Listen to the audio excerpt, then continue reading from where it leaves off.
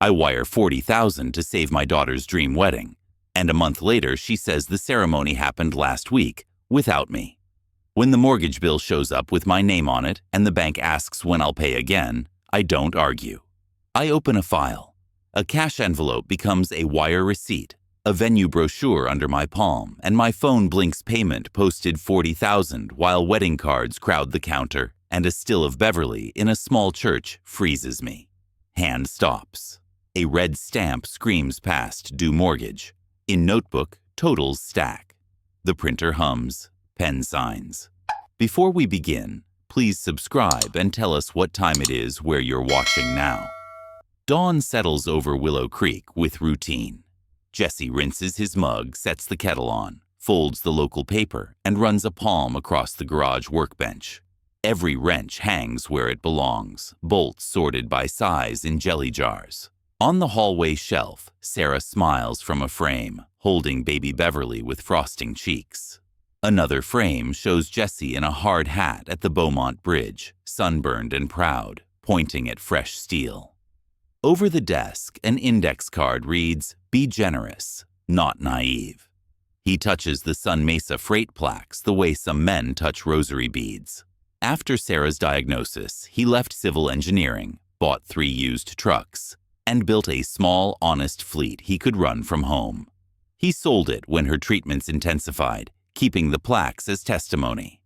In the driveway, neighbor Harry raises 2 fingers from his thermos while the beagle sniffs the curb and Jesse returns the wave.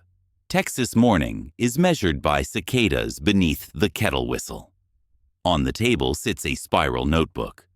Jesse never calls a ledger. Cardboard cover, square handwriting, neat columns of dates and reasons. 2016, tuition top-up, $1,800. 2018, first car cosign, exposure $3,500. 2020, deposit for apartment $2,000. 2023, temporary business loan $5,000. No payback schedule, trust. A yellow sticky reads, "Because I'm your father." The pages aren't complaint, they are record, the way a bridge book records loads. He slides the notebook beneath the phone and breathes out. Beverly's words changed before her calendar did. Marketing gigs turned into branding campaigns. Campaigns became bigger clients with bigger promises. Then came new language. Activation budget, bridge cash, retainer. We'll backfill when deals land. Jesse nodded even when he didn't understand, because fathers nod when daughters glow. A designer purse appeared, then a better apartment. Next came Doug, introduced over brisket and sweet tea as a talent between roles. Sunday dinners thinned. Laughter came by text. When he asked how projects were going, she said the pipeline was primed and brands loved their deck. He heard speed where he used to hear substance, but he chose faith. Texts grew shorter. Calls slipped to later. The spark arrived last year. 50,000, Daddy. A growth opportunity. Jesse answered the way the inspector in him always answered. Earn it first. She called him old-fashioned. The door didn't close so much as slam, hard enough to tip a photo of Sarah and Beverly face down. He picked it up and stood a long time in the hallway light. Later, he cooked, washed, and wrote in his notebook, "No on 50,000, explained why. Love intact, hope intact." The new ask dropped from a clear sky. A car door slammed and Beverly stood in his doorway, mascara streaked, clutching dog-eared venue brochures. "Daddy, the venue wants 40,000 by Friday, or we lose everything."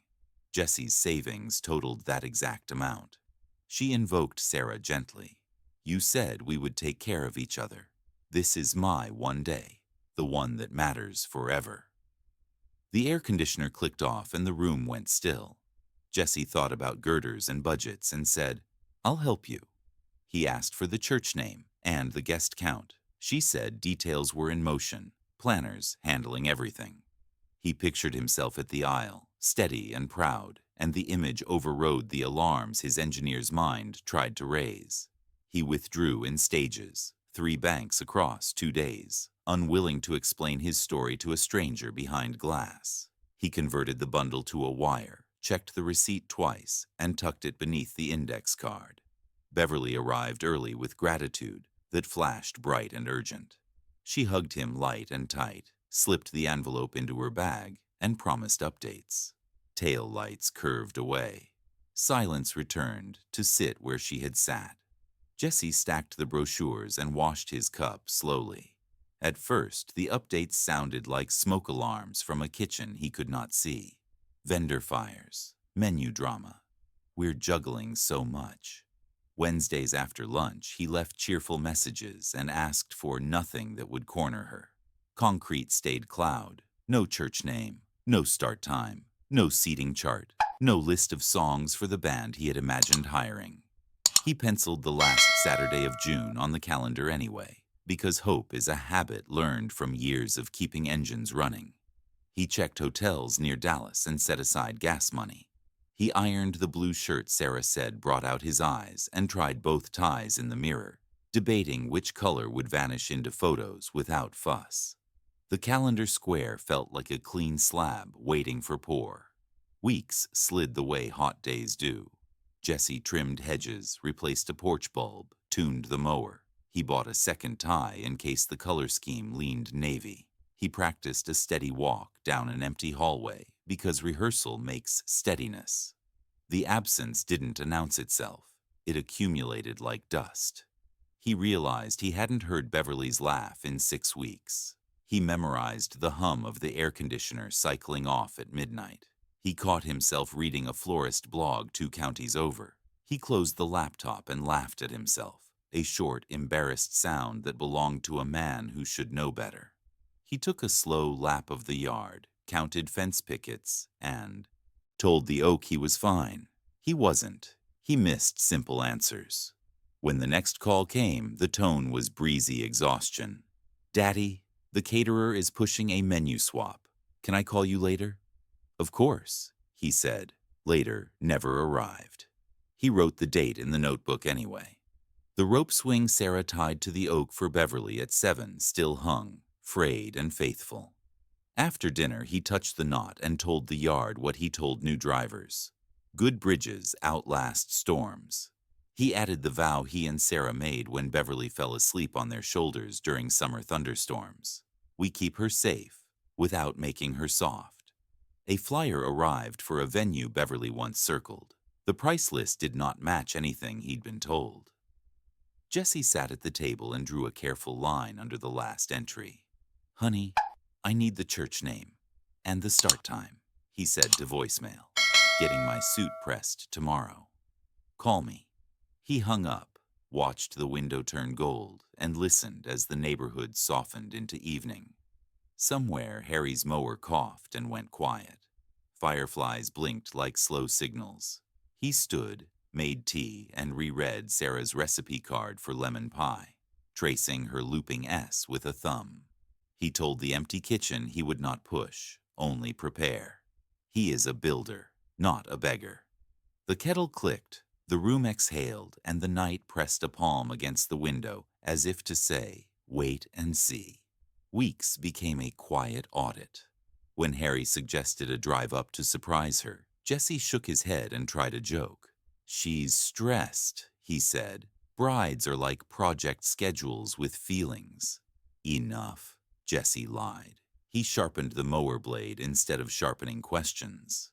"Trust is load-bearing," he told himself. But even steel fatigues when it carries weight it wasn't designed to carry.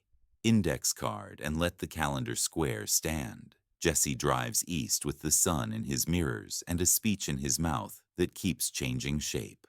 The GPS names exits through miles of sameness, brick facades and cul-de-sacs repeating like wallpaper. He practices a kind opening that does not accuse. "I missed you. I want to help with the last details. I brought the blue tie." He adjusts his collar at a red light and pictures a bulletin board in a church lobby, the place and time printed in calm fonts.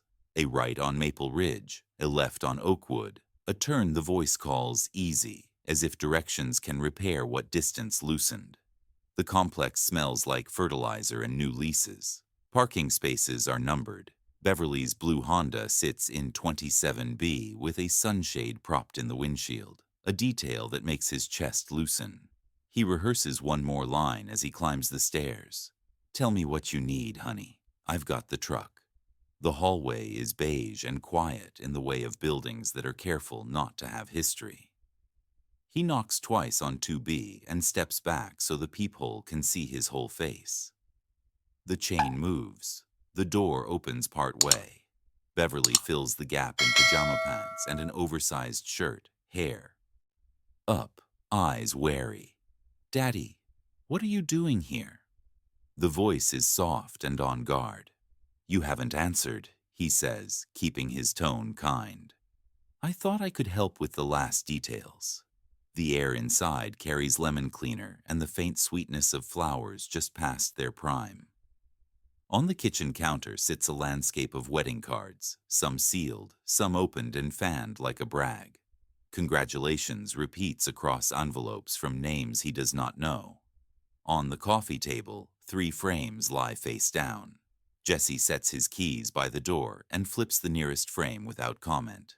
Beverly in white at a small church. Doug beside her under a plain wooden cross. When is the ceremony? He asks it gently, as if the answer is a date he simply missed in a voicemail. Beverly's back tightens. The countertop edge presses a pale line into her palm. 4 days ago, she says. Immediate family only. He feels the room tilt and steady again, slowly. The words land with no room left for air. Jesse hears the sentence and hears the subtraction inside it. Immediate family. He studies the floor for a second, a fleck of glitter near the rug that suggests confetti swept but not gathered. He is careful with his breath. 4 days ago, he repeats, not to challenge, but to measure the distance carved without him. It wasn't personal, she adds quickly, as if she can caulk the gap with phrases. Big weddings are stressful, Daddy. You wouldn't have liked it. We kept it small so we could focus on each other. The words scatter like screws dropped on a garage floor. Jesse hears only excluded, erased, erased after I paid. He nods once, a gesture that means I am hearing you even if I cannot accept this framing. Where did the 40 go? The question is plain, like a line item on a bid. Beverly's eyes flick toward the counter, toward a purse with a gold chain and a car key fob beside it. Deposits, Doug's car, some debts, she says. The wedding was about $3,000. The math lands like a gavel. He looks again at the face in the photo, joy arranged beyond him. She reaches for her phone, thumb already finding a video app. Want to watch. It was beautiful. He stands a little straighter, aligned, a beam returned to plumb. I won't watch a recording, he says. That is for people who were invited. He turns the other frames without looking and stacks them so the glass will not scratch. You could have told me before, he says. She swallows. I was protecting my peace. He nods, the slow kind that says the word has been heard and will not be argued here. He does not raise his voice. Dignity is a quiet ballast, learned across years of bolts torqued to spec and bridges certified to hold. I asked for the church name, he says. I asked for a time so I could plan the drive. You had a month to tell me. Beverly stares at the cards as if they might answer. It happened fast, she says. We wanted simple. He reads the counter again. New vase, ribbon tails, a knife with frosting hidden along the handle where a quick rinse missed. Evidence of a day that excluded him sits in plain sight. He sets the knife fully into the rack without comment. He steps to the door and lets his hand rest a second on the frame. The AC hum fills the gap left by words. Upstairs, a television throws a laugh track through drywall that thins everything. He turns once more in the apartment he has not been welcomed into and memorizes the cards, the frames, the bouquet leaning. Take care of each other, he says finally. and the line lands with more blessing than she deserves, and all the blessing he is willing to give. She starts to speak. He lifts a hand. Not now. Heat greets him in the stairwell, like a different kind of honesty. On the landing, his hand shakes once and he steadies it on the rail the way you steady a ladder on gravel. He does not hurry. On the second flight, he passes a neighbor who nods the neutral nod of strangers. In the lot, the Honda glints. He reads the inspection sticker because looking away is its own collapse.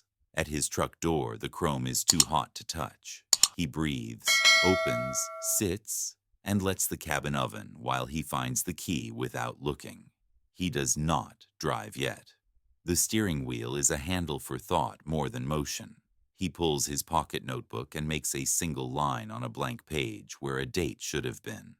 Then he writes 4 words beneath it, steady block letters that feel like policy, not pain. No more unlabeled help. The phrase is not anger, it is a boundary. He starts the engine and waits until the vents reach something like mercy.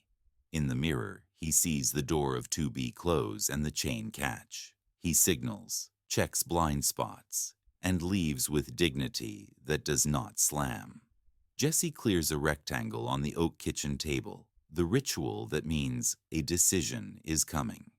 He brings the file from the home office and lays it flat. One envelope holds canceled checks, another holds letters. He stacks the checks by month so the year is visible like shingles. He reads each line as a surveyor reads stakes. Mortgage assistance for Beverly and Doug. Account ending 291. Memo to help while they settle. The ink is his, the burden is his, and the result sits in front of him like a map. He sets the red stamped letter on top. Past due. The block letters feel like a boot on a chest and like a sign that points. He pulls his ledger, the bound book he began when Sarah got sick, and he needed to turn chaos into lists. His square handwriting stands like steel. Braces, 1,940.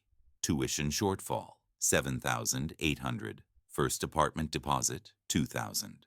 Temporary business loan, 5,000. Paid back, never. Wedding wire, 40,000. Gift, no interest. On the table, his dinner plate and folded napkins sit beside the math. In his head, he speaks the figures in the same calm he used on bridge crews. Load, span, bearing, safety factor, love, time, money, limits. He pictures Beverly at 8 with cake frosting on her face, and at 35 with the same tilt of her chin when she asked for the wire. The numbers do not change when he remembers the chin. The ledger keeps its tone. He builds a quiet film of memory and cost without leaving the chair. Braces that let her smile in middle school, 1,940. Community college semester that kept her moving when a job fell through, 7,800. Eviction rescue when a roommate vanished and the landlord grew impatient, 5,000. The 40,000 he moved to save a dream that became a private event 4 days before he learned it existed. He writes one sentence on a sticky and presses it to the ledger's margin. Because I am your father. He picks up his phone and scrolls to the 2 photos he took before leaving the apartment. The counter crowded with congratulations cards. The frame with Beverly in white and a plain wooden cross behind her. The image metadata shows time and date. He taps the watch on his wrist to feel the small confirmation of seconds counting, then notes the time by hand. He will not argue. He will be certain. Evidence posture, even when the subject is family, is a habit he does not break. He takes the index card from above the desk and brings it to the table. Document first. Decide second. He places it atop the red notice as if it were a work order. Then he writes tasks in a column like rail stops, call bank, remove name as authorized payer, terminate transfers, confirm in writing, file copies, update budget, reclaim routine. The kettle clicks on by habit. While water gathers heat, he brings Sarah's photo from the shelf and sets it on the table, not to ask permission, but to honor a standard. Her smile looks like the one Beverly inherited before she learned to use it as a lever. Jesse rests 2 fingertips on the frame. "I will do it your way," he says to the still room, quiet and correct. No shouting, no spectacle. I will add limits. He pulls a legal pad and writes a header in block letters. First National Bank, Mortgage Services, account ending 291. Effective immediately, I withdraw from all payment arrangements and remove my authorization to act on this account. Please cease automatic transfers from my accounts. Provide written confirmation of my removal as an authorized payer. Direct all future communication to the account holders of record. He reads the paragraph twice. It feels cool and exact, like a spec. The kettle clicks off. He pours water over a tea bag and watches the color bloom, then sets the mug on a coaster so no ring will mark the wood. Cicadas hum beyond the screen. He turns to the ledger and flips farther back, to pages that carry Sarah's notes in the margins, simple recipes for living. Call things by their names, pay on time, leave people stronger than you found them. He underlines the first and third, then he writes a new line of his own. Kindness without boundaries becomes debt. He sets the letter aside unsealed to see the words in daylight before they leave the house. He takes photos of the table for his file. Checks in order. Red notice. Ledger open to the wedding line. The index card that says document first. He prints 2 copies of everything and slides one set into a manila folder marked Beverly Support. The act is not spite, it is structure. He opens his laptop and drafts an email to himself with the subject line, Record of Support and Termination, attaching scans. He adds a short list of facts in plain language. Total assistance to date. Dates of payments. Wire confirmation number. Date learned of ceremony. He includes 1 line for a future self who might need reminding when loneliness tries to bargain. I made these decisions calmly after reviewing the evidence and the pattern. He calls the bank and waits through menus until a person picks up. He repeats the language from his letter, declines apologies, and requests a fax number and a direct email for documentation. When the representative confirms his removal will require written notice, he thanks her and repeats the steps back so nothing can slip. Name removal. Transfer cessation. Written confirmation. When the call ends, he writes down beside the first 3 items on the card. The house light changes as afternoon settles. He rinses his mug, dries it, and returns it to its ring on the shelf. He carries Sarah's photo back to the mantel and straightens the frame. He sits again and looks at the math 1 more time. The numbers are not an indictment of love. They are the record of it. He touches the ledger spine and speaks a final line to the empty room, the kind of sentence a foreman uses when the last bolt clicks to spec. I am not harsh. I am accurate. He writes the bank address in careful print, places the letter inside, and seals it. He adds a copy for his file and tucks both folders into the drawer where tax records live. On his desk, he leaves the index card where he can see it in the morning. Document first. Decide second. The house is quiet in the way houses are when they are in order. He turns off the light and lets the screen door bump once behind him as evening air slides across the porch. The day's math is finished. Tomorrow he begins living by it. He breathes, steadies his shoulders, and repeats the rule, aloud for himself once more, so there is no doubt about tomorrow's course and calm. Jesse sits straighter at his desk, the morning sun making the edges of his papers glow. He dials the bank, listens through the endless menu, then hears a human voice. Margaret in Mortgage Services introduces herself, polite but brisk. Jesse explains clearly. He has been making payments, but he is not the borrower. He is an authorized payer only. He requests immediate removal, no further transfers, no further liability. Margaret clicks keys, pauses, confirms. A signed letter is required, fax or upload. Once received, the account holders will be notified that they are now fully responsible. Jesse repeats her words back, so there is no misunderstanding. Remove me as authorized payer. Stop all payments. Notify account holders, she affirms.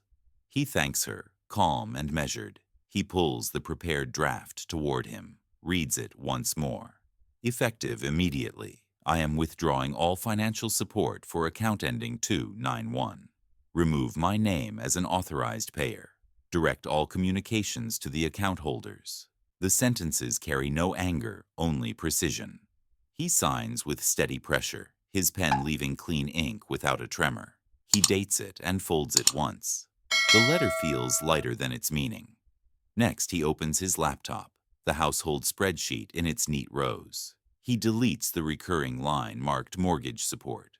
The number shifts from red deficit to black balance. He allows himself one exhale, the kind that releases a year of strain. He writes a sticky note in his square letters and presses it above the desk. This month's money, food, deck, dentist. Not drama. The words are both instruction and shield. In his mind, a new rule set arranges itself like beams across a span. No direct arguments. If Beverly calls, no promises, no instant decisions. 3-day rule on any ask. All commitments in writing only. He underlines each as if welding them into place. The sound of the scanner beeping as he saves the signed letter, the thump of the envelope sealing, the tack of the index card into the corkboard. Each becomes part of the construction. Jesse leans back and studies the order he has built. Not a wall against his daughter, but a framework that will hold his dignity. For the first time in many months, the house feels quiet and owned. He folds the copy of the letter into his file, shuts the drawer, and lets the silence settle. He has chosen his venue. No shouting, no pleading. Just documents, signatures, and truth. His shoulders drop an inch, and he knows the turning point is complete. The notice lands first, a pale rectangle in Beverly's inbox and a matched envelope in her mailbox. Account holders are responsible for all future payments. Authorized payer removal confirmed. The portal alert to Beverly and Doug is a bolt sliding home. They text within minutes, words thrown like pebbles at a locked window. You can't do this. We will lose the house. Mom would be ashamed. Jesse, please. He reads them once, saves screenshots to a folder labeled Boundary Reactions, and goes back to his workbench. The second alert pings the next morning. Grace period ends in 10 days. Late fees will apply. Doug leaves a voicemail in business soft tones. Sir, if you could assist for this month, we will stabilize and present a plan. Jesse notes the phrasing. Assistant, stabilize, present. None of those words mean responsibility. He saves the audio as pitch 1 and returns to sanding the cherry lid of Sarah's unfinished jewelry box. The shop smells like sawdust and steadiness. A cousin's text lights the family group chat. We missed you at the wedding. Qu'est-ce sorti? Everything okay? He wipes dust from his hands and types a single sentence. I wasn't invited. He puts the phone face down and watches sunlight slide across the bench, warming the brass hinges he will install after lunch. Replies stack up. Shock emojis, soft condolences, one pointed comment about boundaries he ignores. His rule holds. One sentence, no explanations, no looping the audience into pain that isn't theirs to manage. That afternoon, he catches himself composing a speech in his head, the kind you deliver when you still hope performance can fix what paperwork has revealed. He takes out his notebook instead and writes the speech he will not send. I paid your rent when your roommate left. I covered your braces and your tuition, and I never asked for interest. I believed the venue story because I wanted to believe you still wanted me there. The ink dries. He closes the cover. Vent to paper, not to people. On the third day, Doug appears with a manila folder and a reasonable smile. He lays a printed budget on the porch table, columns of expenses, and a highlighted row called Transitional Mortgage Support. It imagines Jesse paying 3 more months while they reposition employment and normalize cash flow. The plan lists restaurant line items under personal wellness and labels the car lease, essential for networking. Doug taps the chart like it can sell gravity a lighter load. We'll refinance by fall, he says. We'll backfill what's past, due by winter. It's practical. Jesse reads the lines like an engineer reads a load table. He breathes, slides the pages back, and answers without heat. Your plan can't depend on me. It has to work without me. Doug tries to hold eye contact, then looks down, then offers a handshake Jesse accepts because civility costs nothing. The folder goes back under Doug's arm. The porch returns to quiet. A cicada thrums in the crepe myrtle. The air tastes honest. Bank mail arrives that evening with a letter on heavy paper confirming what the portal already said. Authorized payer removal complete. Future correspondence will be directed to account holders. The sentence might as well be a gavel. Jesse smooths the page on his desk blotter, photographs it for the file, and writes a memo to himself in the margin. Boundary executed. He dates it, adds the time, and writes Margaret's name beside a small checkmark. Then he opens a cardboard box and removes the small brass plate that will live above his desk. He turns it in the light, admiring the clean engraving. Document first, decide second. Messages keep arriving, as if outrage could bend arithmetic. Beverly's are quick and circular. You promised. You always help me. It's your fault if we lose the house. He reads each one, then files it with a short tag. Guilt tactic. Blame shift. Future threat. He answers none. The silence is not punishment. It is alignment with the decision already signed. He speaks only where records benefit him. He logs. He files. He leaves. No fresh rope for future knots. Extended family threads flutter for a day, as families do when a private fracture surfaces in public. A niece asks carefully if he wants company for coffee. He says yes, and they talk about tomatoes and the high school band and how the heat arrived early. She does not ask for details. He does not volunteer any. He hears Sarah in that restraint, the old wisdom she practiced when money was tight and tempers were short. Quiet and correct. No shouting. No spectacle. At 7 a.m. on day 5, an unfamiliar number, a collection department representative introduces herself and asks to confirm that Jesse is no longer participating in payments on account ending in 8291. He confirms. She thanks him and notes the record. He hangs up and pours coffee, noticing how peaceful the kitchen sounds now that drama isn't a constant appliance humming under everything. The refrigerator clicks on. The kettle whistles. A house returns to itself. He prints one more page for the file, a clean summary of the 12 checks he wrote last year, dates and amounts aligned like fence posts. At the bottom, he writes a single sentence by hand. Gifts, not obligations. The word gifts steadies him. He gave freely then. He stops freely now. Both are acts of stewardship if you refuse to lie about what either one means. Doug returns once more at sunset, uninvited but not hostile. A man who finally understands that charm is not currency. He stands at the bottom step with his hands open and his voice frank. I have to own that we built a budget around your help. That wasn't right. I'll be selling the car. I've got interviews. We'll make a plan that works on our income. Jesse nods once. That's the only plan that lasts. Doug thanks him for the mortgage months Jesse covered, thanks him for the chance to correct course, and leaves without asking for a bridge he now knows does not exist. The house sleeps better with decisions nailed in place. Jesse notices it in the way he reaches for the light switch without calculating a midnight drive to Dallas. He notices it in his groceries too, the way he puts berries in the cart because he likes them, not because they are on the cheapest shelf. He repairs the deck with boards he selects for straight grain, not lowest price, and writes the check to the handyman without the little sting of calculation that used to follow every expense.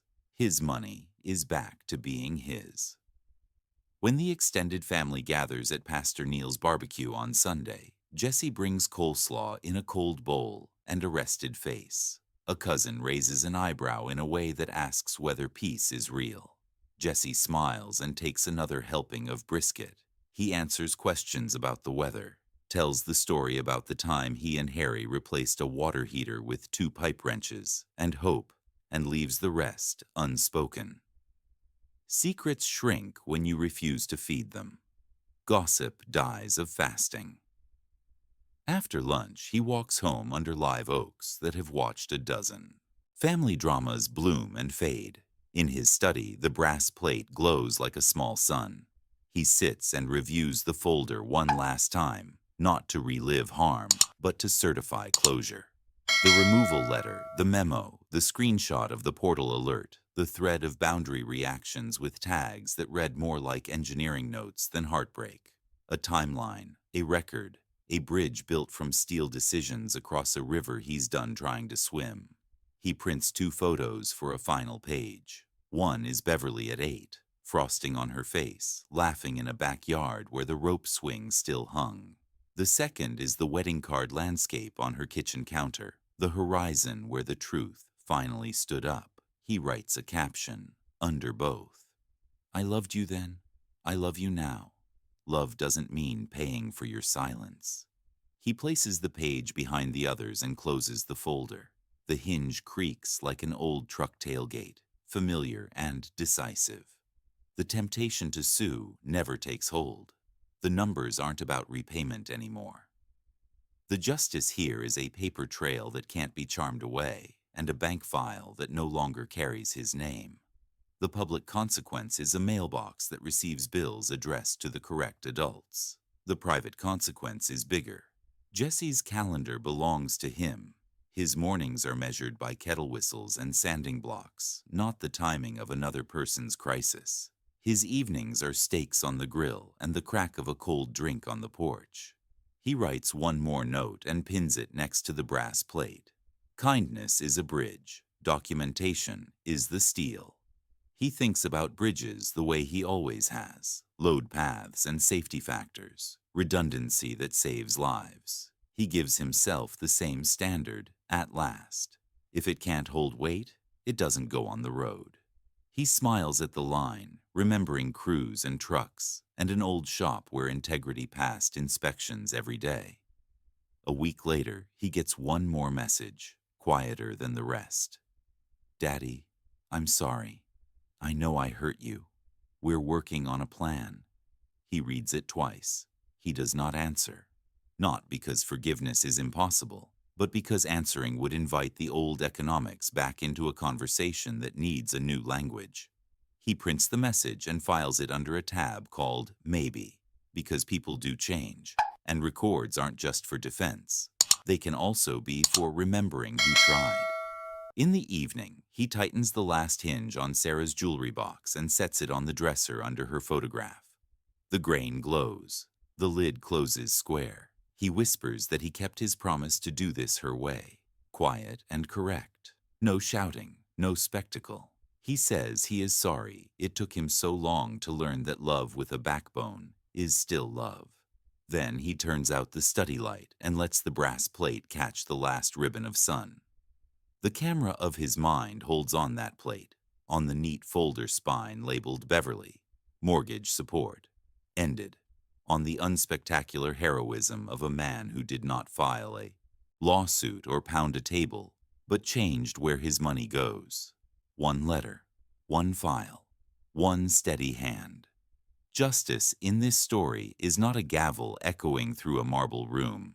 It is a checkbook that closes and a life that opens where boundaries hold weight. On the next morning's walk, Harry asks if he's sleeping better. Jesse says yes and means it. They talk about deck stain and the football schedule. The cicadas wind up for another hot day. A small breeze lifts the edges of the newspaper on Jesse's porch. He secures it with a coffee mug and smiles at the ordinary grace of having nothing urgent to fix that doesn't belong to him. The kettle whistles. He goes inside, pours water over grounds, and watches steam curl like a quiet amen. There will be more bills, more texts, more days. Boundaries require maintenance like bridges do, bolts tightened, paint refreshed against rust. He is ready for that work.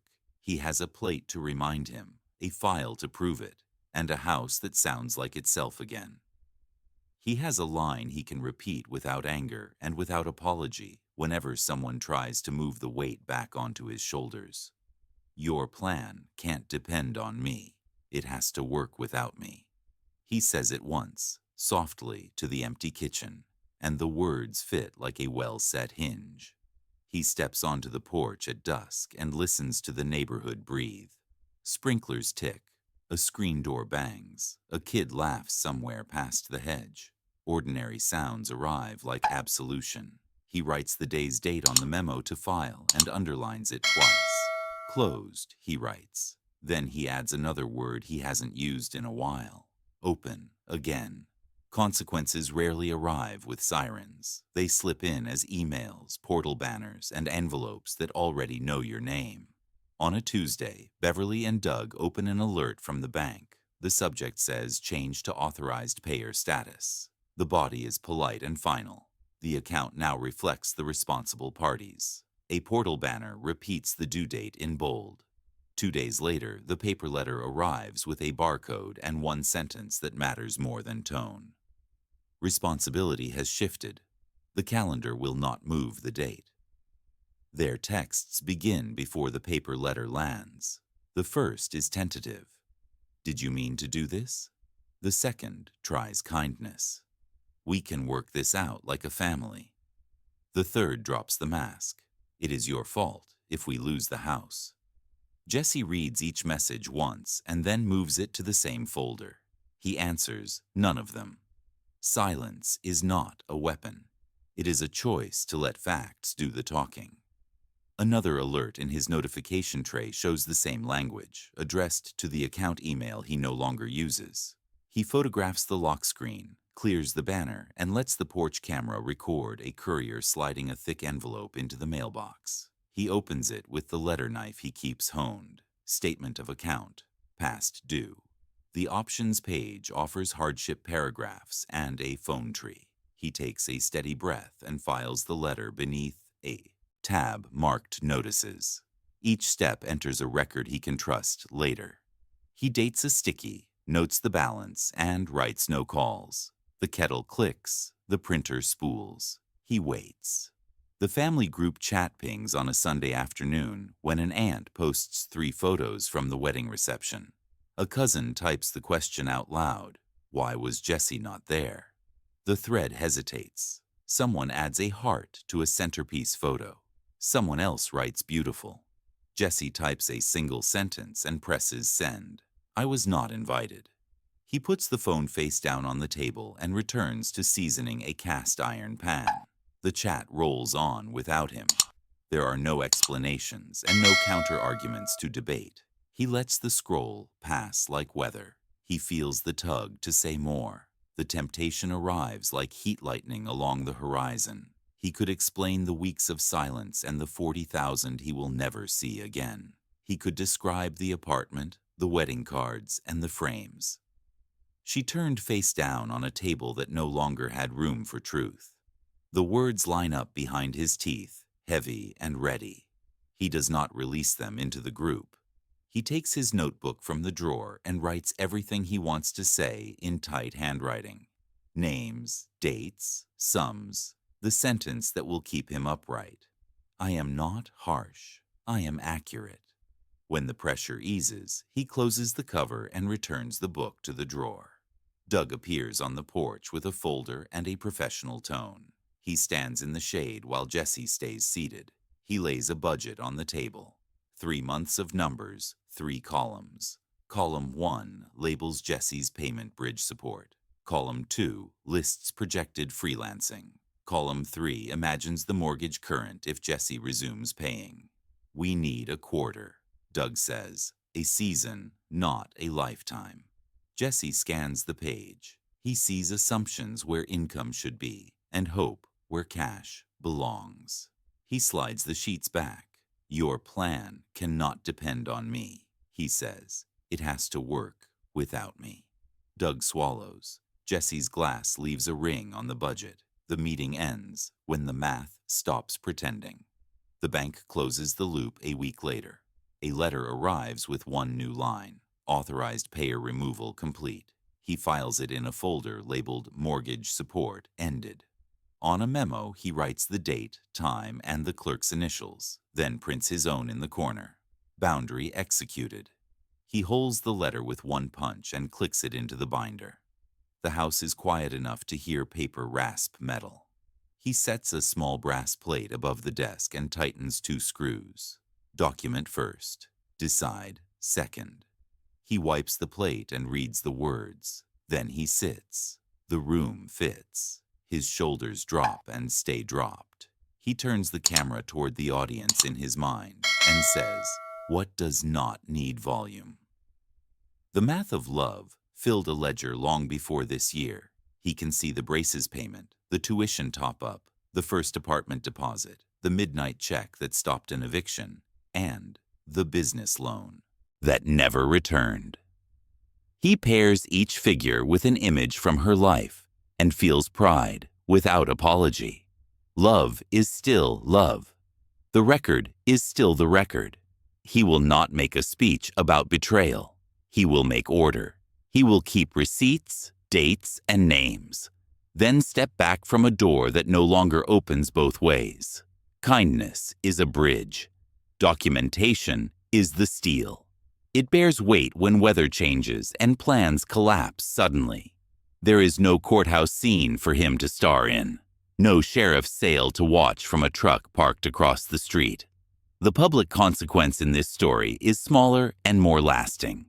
It is the quiet end of a subsidy that felt like duty and became a harness. It is the bank's memo that changed a status line and the invoices that now flowed to the address where they belong. Jesse's justice is a paper trail and a locked checkbook. He does not slam a door. He positions his feet, sets his weight, and stops moving when pushed. Days open like windows in the heat. The texts keep coming for a while, and he keeps saving them without reply. One afternoon, a message lands that reads, "Sharp." The bank says, "We are behind because of you." He does not type. "Your choices are not my debts." He photographs the message and puts the phone away. He makes tea. He sweeps sawdust from the garage floor. He calls the dentist and books the cleaning he delayed 2 seasons. Today, the extended family thread resurfaces with photos from a barbecue. A cousin posts a message that is not a question. "We missed you at the wedding." He hearts it and types the same 7 words. "I was not invited." The itch to explain returns. He obeys his rule. Vent to paper, not to people. The notebook gets another page, signed with a note to himself. "Proud of you. Keep steady." Doug's plan returns by email in a more elaborate costume. The budget has colors and a logo in a header, as if branding could steady arithmetic. A line at the bottom offers equity as a return. Jesse does not open the attachment. He prints the first page on ink and writes 1 sentence across the space. Number. He files the page in a folder named Requests Declined and closes a drawer.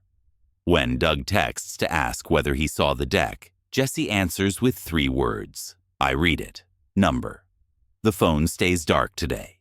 The bank confirmation becomes a hinge between the life and the life that holds. He writes a memo that lists the time the letter came, the routing code in the footer, and the initials of the clerk who processed it. He files a copy of his notarized letter and clips the fax receipt behind it. He looks at the layered stack and nods once. A gavel sound lives in the printer, the envelope seal and click of the binder rings. "Case closed," he says, and the room answers with quiet. He fixes the plate with a cloth to remove finger oil and reads the words out loud, the way a pilot reads a checklist. Document first. Decide second. He adds a 3rd phrase he has earned. Respond rarely. The brass glows and then seems to settle into the wall like a decision that will hold.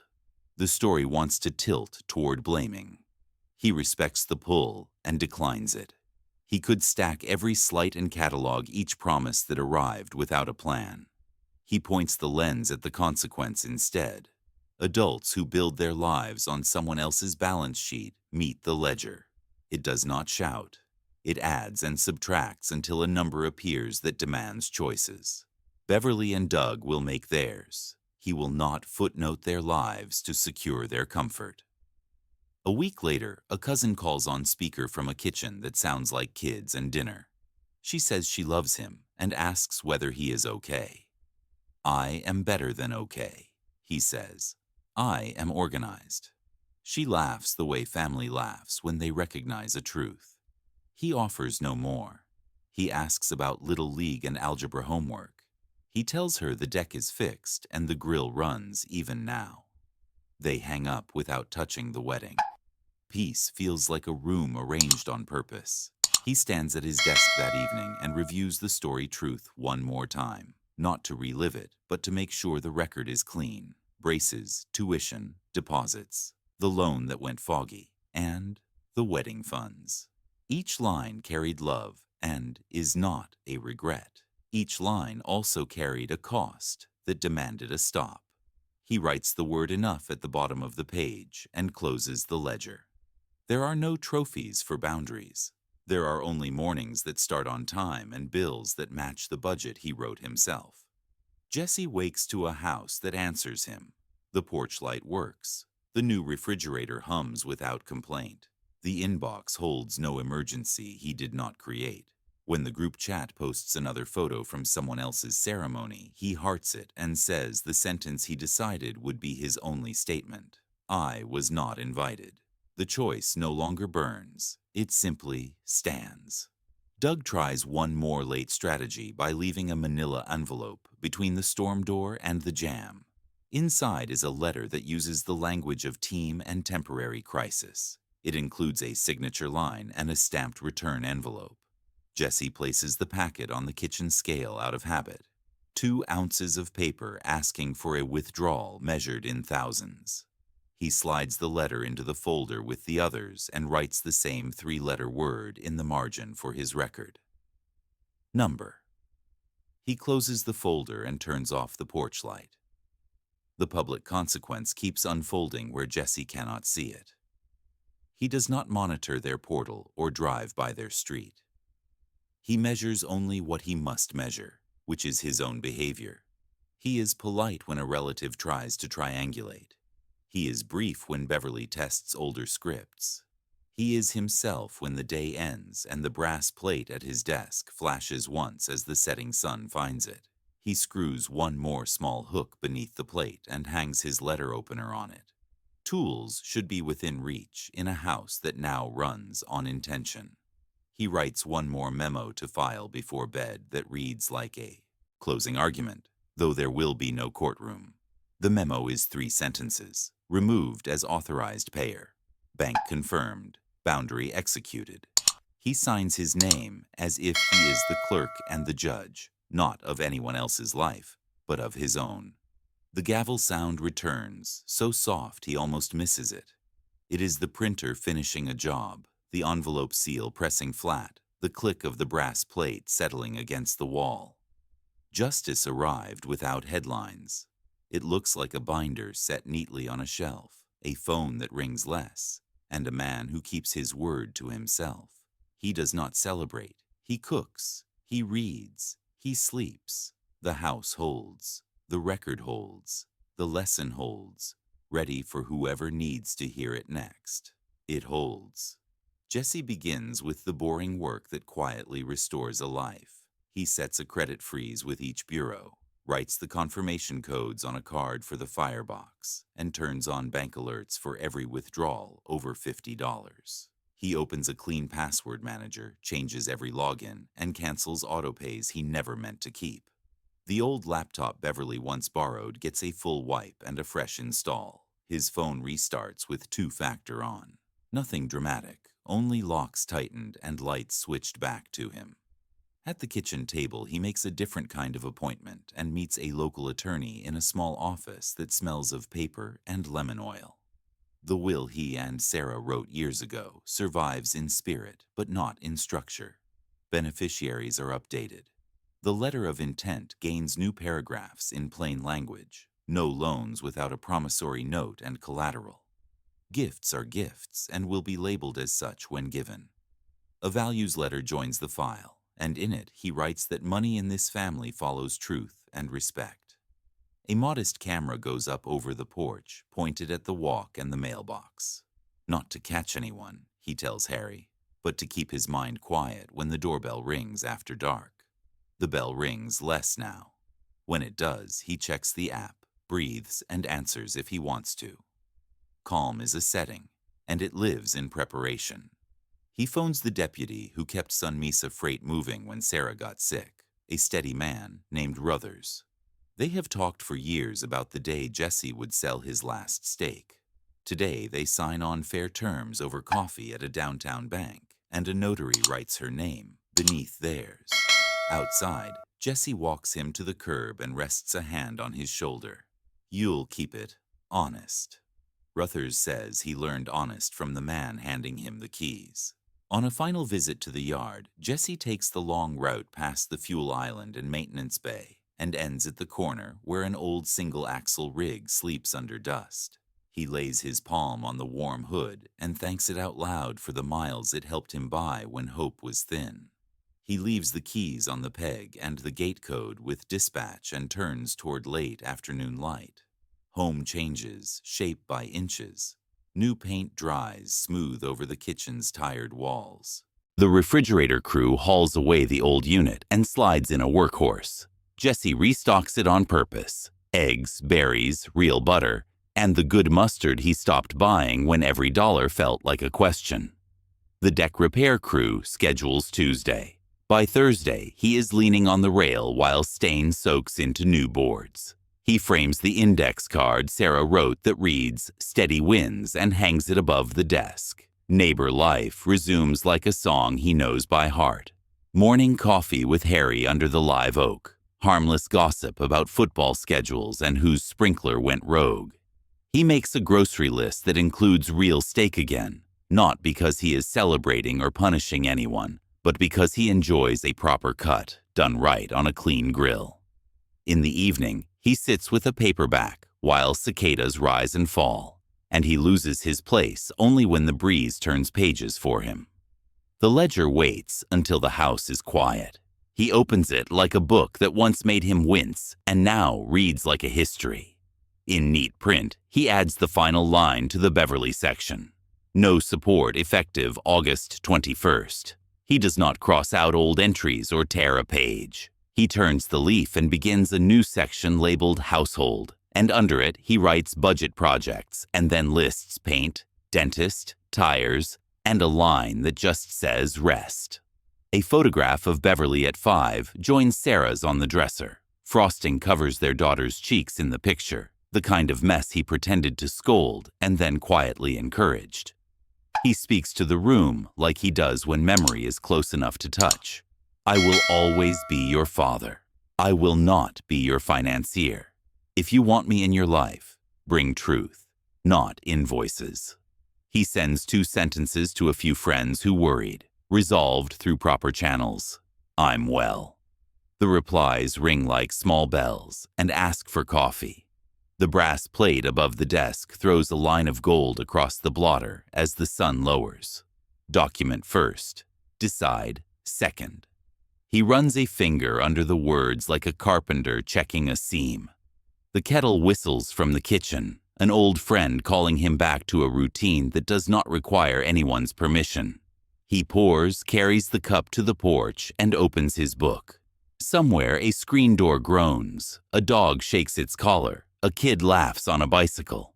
Calm holds because it has something to rest on.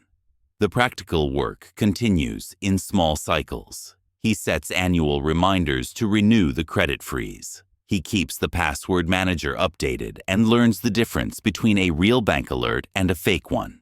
He backs up family photos to 2 drives, one in the house, one at Harry's. He writes a simple inventory for the safe and tucks it behind the values letter in the estate folder. He tells Pastor Neil where to find it if anything should happen. On a Monday, he walks the boundary of his yard with a notepad marking tasks for the month. The gate needs a hinge. The mailbox leans. A storm pushed gravel into the swale. He writes, measures and budgets. The same habits that built bridges and fleets now turned toward a single life that deserves the same diligence. Beverly's name appears on his phone every few weeks, a number he recognizes and a choice he makes each time. Sometimes he lets it pass to voicemail. Sometimes he answers and keeps the talk short. Hello. I'm well. I hope you are. I'm not discussing money. If you want to share news, I'll listen. When he hangs up, his hands do not shake. There is no ledger entry after those calls. There is only a quiet house and a man who did what he said he would do. Fishing at Texoma arrives exactly as penciled, with a thermos and a sandwich wrapped in wax paper. He watches the morning lift off the water and thinks more about ripples than history. A blue heron moves near the reeds. He catches 2 keepers, releases 3, and drives home with sun on his forearms and a sense that time has a good engine again.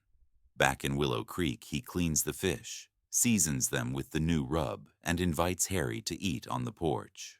When the day's last light climbs the study wall, the brass plate answers it with a blink. The kettle gives one more breath as it cools. He turns a page, trusting the rhythm of a life that now fits in his hands. Pencil on paper, a chair sliding back, the porch light at dusk. Simple sounds, steady heart. Jesse rises, checks the lock, and glances at the modest camera's green dot. Not fear, just stewardship. He straightens the framed index card and touches the plate for luck, though luck has little to do with it. Steady wins, Sarah wrote, and he can feel the truth of it in his bones. The ledger is closed on one chapter and open on the next. The house is honest. The road ahead is simple. He will keep walking it, one considered step at a time, document first, decide second, and let calm hold. Thank you for staying with Jesse's story to the very end. Stories like this remind us that love without boundaries becomes debt, and that even the most generous heart needs the strength of a backbone. If this story resonated with you, please subscribe, like, and share it with someone who might need the reminder that peace often begins the moment we decide to set a limit. We would also love to hear from you directly. Have you ever had to draw a hard boundary to protect your own dignity and your own peace of mind? What happened, and what did you learn from the experience? Drop your thoughts in the comments below. This community grows stronger every time someone shares their truth, and your words might be exactly what another viewer needs to read today. Looking ahead, our next story takes us from mortgages and weddings into the world of fences and property lines. Imagine a neighbor shifting a boundary 5 feet into your yard, acting as if the ground was always theirs. The conflict builds until survey pins are uncovered and a drone's eye view redraws the truth from the sky. It is a battle not with fists or anger, but with facts, measurements, and the quiet confidence that comes from documentation. That episode will unfold just as dramatically, and we would love to have you with us when it does. On screen, you will see the familiar prompts to subscribe, new stories weekly, and to comment your own story. The B-roll lingers on a mortgage notice stamped in red, a wire receipt, a stack of unopened wedding cards, the steady press of a notary stamp, the gleam of a brass plate above Jesse's desk, and finally the soft glow of his porch light as a ledger closes in calm.